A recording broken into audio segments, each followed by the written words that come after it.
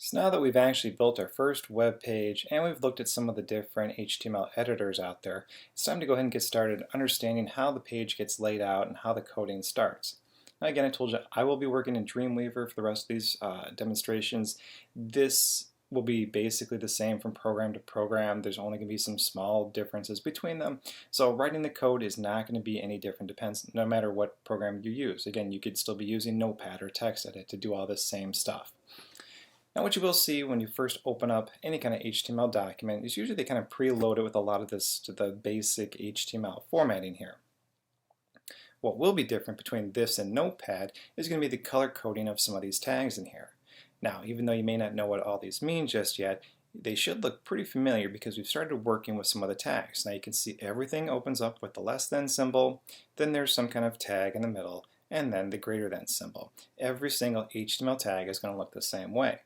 You also notice there's some of the ones with the forward slash before them, meaning that they get closed out. So we also have looked at the difference between, so we've also talked about the difference between HTML4 and HTML5. So let's first take a look at what the difference is between those documents. So you can see right here, this is an HTML4 document. I know that because I can look at the very first line of any HTML file and you should see something with the less than sign that says doc type and then tells what version of HTML you're using.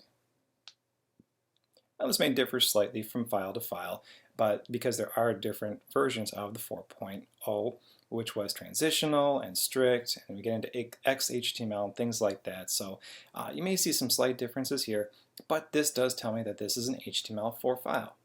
Most of the coding in here, the rest of this stuff, is not going to change too much for the most part between this and HTML5, but let's go ahead and take a look at what an HTML5 document does look like.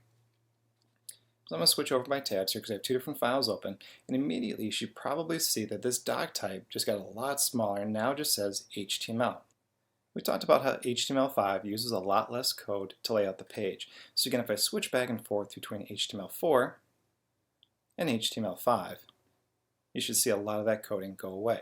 Again, it's going to speed up your web page just a little bit, and it's kind of an easier way to tell the difference between 4 and 5. If you see a nice clean header up here, you know it's HTML5. So I'm going to stay in HTML5 for the rest of this programming here because this class is about HTML5, and it's going to be a lot easier to kind of see what I'm talking about with all the tags. So let's talk about the anatomy of a basic HTML page. Now we've already created one that worked in a browser where we created our test page, but there's a little bit more to it that you want to have in your page to really make sure that it works properly. Now the first thing we talked about was the doc type. Now with most of your HTML editors, it's going to automatically put a lot of this code up here for you, but if you had to start from scratch, you can definitely type this in here, and I would suggest you starting just like that. Next comes the HTML tag. This tells the document where the HTML starts and stops. Now for the most part, this should be the outermost shell, or the first and last tag that you see in any HTML file. Next, there's two major parts to any HTML file, and that is the head and the body. And the reason I point those two out is because there are extreme differences between the two. The head of the file tells all the information to the browser about what's going on in the page. This could be the title of your web page, this could be meta information, which we'll get to. You could be linking to external CSS files or JavaScripts or things like that. All that information is stored in the head and is really not seen by any user who comes to your website. So I always like to refer to it as the head of like a human being. You can't see the ideas going on in my brain right now. These are just the things that I have in my head that I know. And again, that's information that goes right to the browser that it needs to know. Nothing that really the users on your web page would need to know. Whereas the body, think of it as a body language, stuff that everybody sees. Anything that's on your body is what is in the front of the web page. So anything that goes in between these tags here, I'm going to immediately see on my browser. So we can do a quick test here. I'm going to go just to the right of the body, in between my two body tags. I'm going to hit a couple returns, so I have a little bit of room here. And I'll just say, yo, what is up? Alright, and in the head of the document, between these two title tags up here, I'm going to go ahead and say, this is my first file.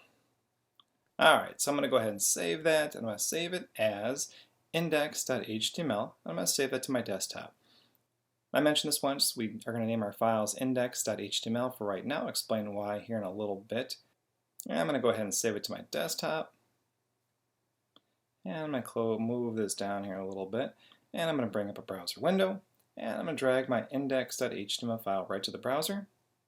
Alright, so you see, yo, what's up? That was in the body of my page. So that's what's being displayed in the browser here. But what we put in the head of the file, in the title up here, this is my first file, you'll see actually appears as the title in the tab of the browser.